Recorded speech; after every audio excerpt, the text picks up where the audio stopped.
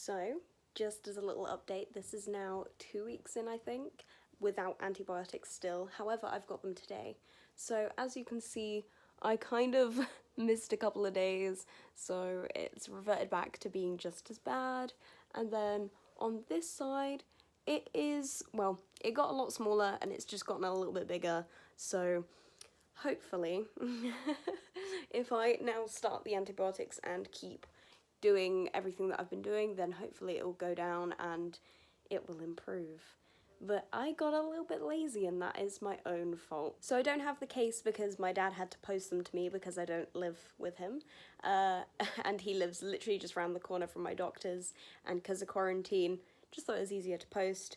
So this is the tablets. They are fluoxetine? I'm probably saying that wrong, but there we go. I'll just hold that there. Hopefully you can see it. Sorry for the chipped nails. Yeah, so they're 500 milligram capsules, and hopefully that'll do something. From reading what it says, it's good for skin infections, which is great because that's what we got going on. It's good for infected wounds, which is good because we got that going on. So it says to take it an hour before food or 2 hours after food. Strangely enough, it didn't say how many to take in a day, so I might have to do some Googling. I just checked and it's 2 to 4 a day. So I'll probably be doing 2 so that I can do 2 weeks worth. This is what I am taking. I'm supposed to take these 2 to 4 times a day. So I've been taking them 2 times at least, and then tried to take them 4 times. But I have a habit of forgetting, which is great. Which probably is why they haven't done much. So, excuse for my ears without plugs, it doesn't look great. This, I changed the bar for this, and actually it's taken a lot of the pressure off of it since. So, there you go, you can see it. It needs to be salt watered this morning, and hopefully that will help it. This has actually given it a bit of space to breathe because the other one was a bit too tight. So actually I'm thinking that it might start improving now. This is a clean bar that was given to me by the piercer, who was like, oh, there you go, like, hopefully if the other bar doesn't work, this bar will work. So that's what we're doing.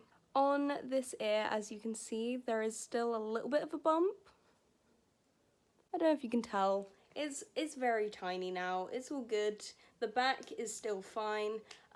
That side's actually been improving, so that's a good sign. And yeah, halfway through this sheet, I'll show you an update, and then at the end, I'll show you an update. Hopefully, there is improvement / it's gone. Hopefully.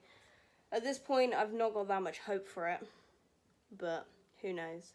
I think my main problem with that one is that one's a keloid, but I feel like this is hypertrophic scarring. So the problem with that is I need to probably look into getting different dressings and things for it. I don't think these are actually going to be doing much for it.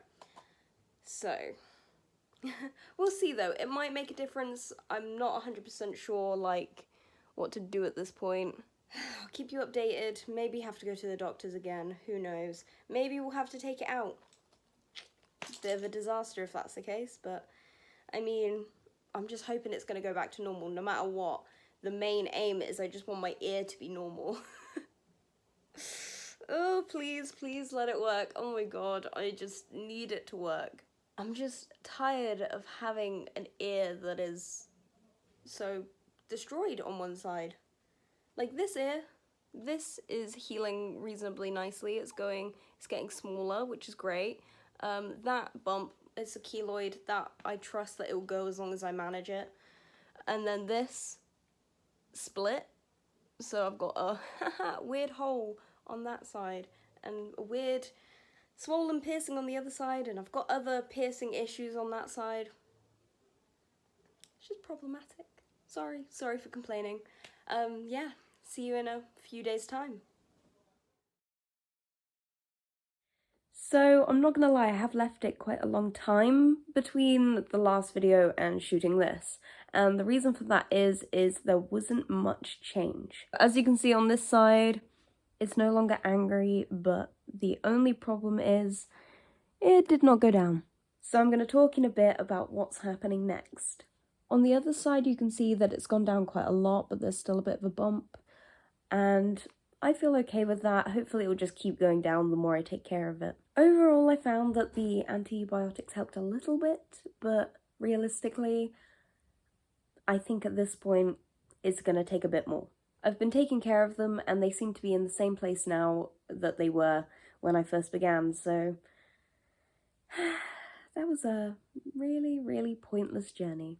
In fact, they did actually even get worse at one point, so I don't know. At least it's just not upset at me. I just want my ear to get better. And I'll do anything to do that. I'll show you a few close-ups. So the next steps for me that I will be documenting is I'm going to get steroid injections in my ear, which is going to be fun. On this side, I think I'm going to leave it. I'm going to see how I go, because I have a feeling that it will be fine. There is no longer any pain in either side of my ear, and I'm really happy about that. I guess the main thing is I don't want to take it out, because I've had it for such a long time, but if that's what I have to do, then that's what I have to do. I will actually be doing a video on the steroid injections, and in fact I'm actually getting my ears sewn up, so I'm going to make a video on that as well. I hope that it's been interesting watching the course of these antibiotics take place, and I'm sorry that I didn't fill you in a bit sooner to the ending of that video. It just, life took over. I don't know what to say. Anyway, let me know if you have any questions. I'm happy to answer more about this or whatever you'd like on this topic, because now that I've tried antibiotics for it, I'm more than happy to talk about it. Thank you so much for coming, and I hope you have a lovely day. See you in the next one.